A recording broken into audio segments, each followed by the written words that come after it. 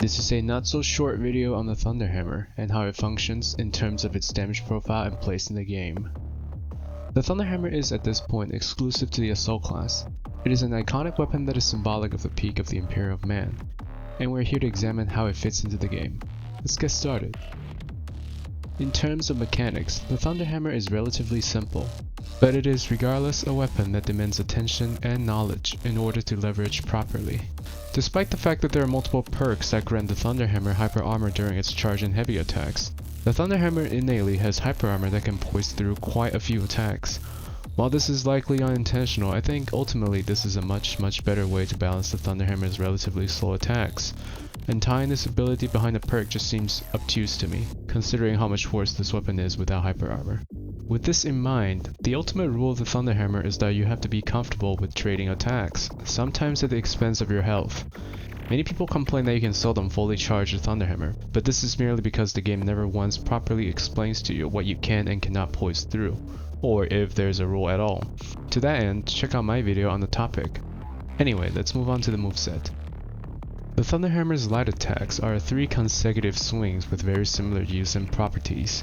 The damage is always 100% of the base, but cleave increases by 1 with every swing after the first, starting at 10 and capping out at 12 targets.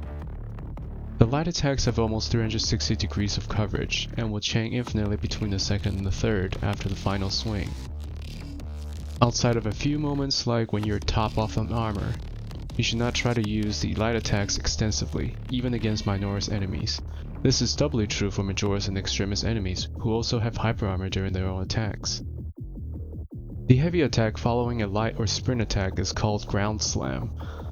This is an overhead attack with an area of effect of up to 5 meters by default, dealing full damage up to 2 meters. The motion value of this attack is 3 times the base damage for both the contact hit and the AoE up to 2 meters. From 2 to 5 meters, the damage is only 50% of the base damage. Ground Slam can also be performed twice with the appropriate weapon perk selected. Both Ground Slams have the same damage profile. Pommel Strike is the sprint or dodge attack. It is fairly fast and covers a surprisingly long distance. The attack has 3 hitboxes, one for the weapon itself, which does 50% base damage, a 1 meter radius sphere that does 20% base damage, and a long range 7 meter shockwave that does 50% base damage. Pommel Strike is useful for closing the distance and can be comboed quickly into either a light attack or a ground slam. Like all sprint attacks, it also has a very high stagger that you can use to interrupt many enemy actions, such as a reinforcement call. Finally, the bread and butter of the Thunderhammer, Aftershock. Aftershock is the neutral heavy attack that can be charged up to 2 levels. At base, the upswing and the downswing both deal 1 times base damage. With each level charged, you gain an additional 150% damage, doing 250% per hit at second charge, and finally 400% per hit at max charges. In addition, there is a 6.5 meter radius AoE that does 1 times base damage at 3 meters and 5% base damage from 3 to 6.5 meters. Aftershock can also be modified to do an additional slam. We will delve into this later.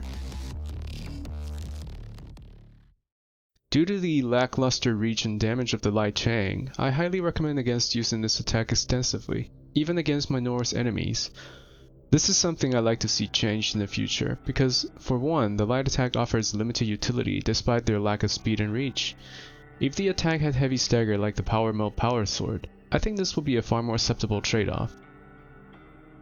Either way, a lot of new players tend to swing wantonly into a horde. Do this and you'll be left wondering where all your health went. Use the light attacks as a way to gain priority over a target you want Ground Slam to connect with, and for a little bit of extra damage only. Ground Slam is a great alternative to Aftershock when you do not have the time or space for it. It is much faster to perform than charging an Aftershock, and the damage is also very good for its speed. Just for comparison, Ground Slam does more damage than an Aftershock that has not been charged, since it does 3 times the base damage. It also has hyper armor when using Perseverance, so do with that what you will.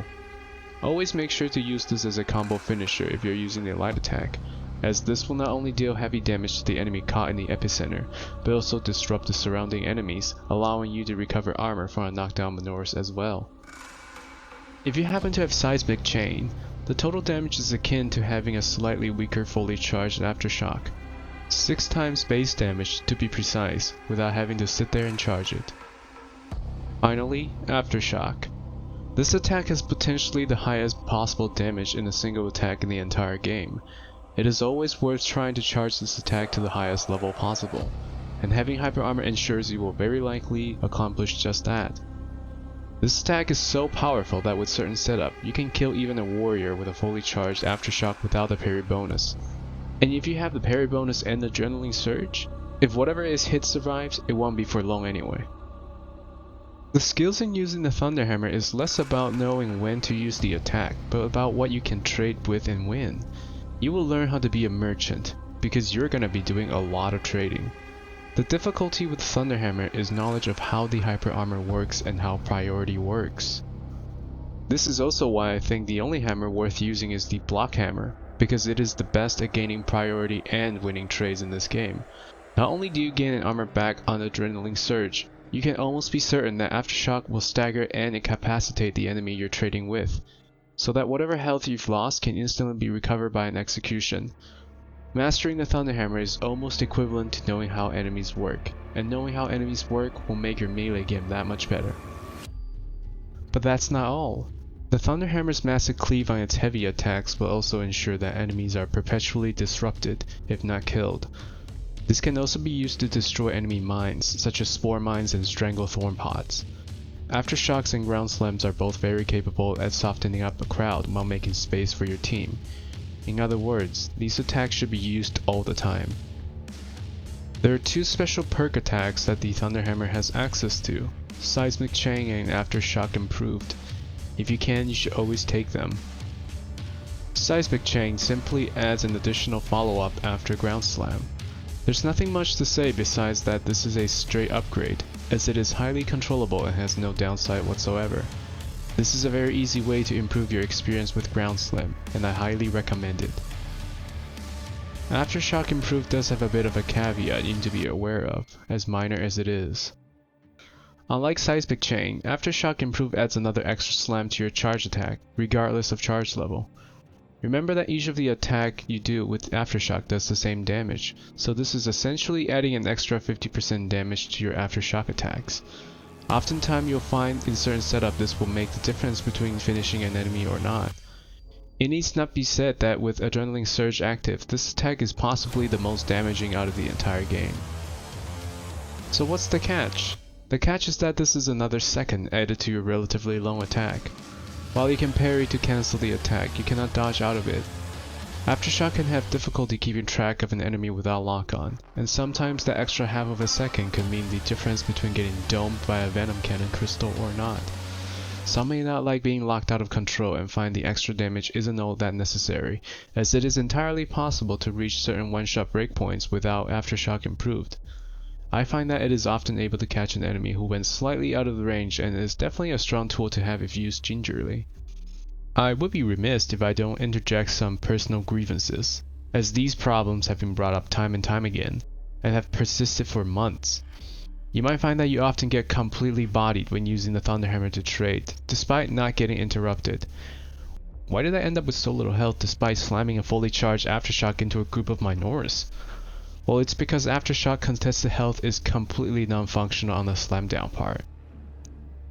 This bug had persisted at least from 6.0 onward, and 4 months later still has not been addressed despite countless reports.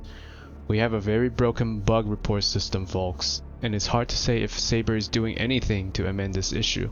Not only that, you can also find that since the game released 7 months ago, the Thunderhammer, and possibly other melee weapons as well, does not regenerate contested health based on the numbers of enemies hit, but only the first one. This makes using the light attack even less desirable, as you cannot reasonably out-regenerate the incoming damage. If this is a design choice, then I think it's completely asinine.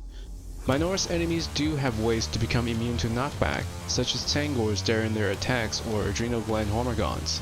Hence, it is not like we're awarded by just swinging madly into a horde this way. At least don't punish us this hard. Even stranger is how much easier it is to regenerate CHP on the chainsword or even a knife, or just shooting. It's just absurd. Fix the game, Saber.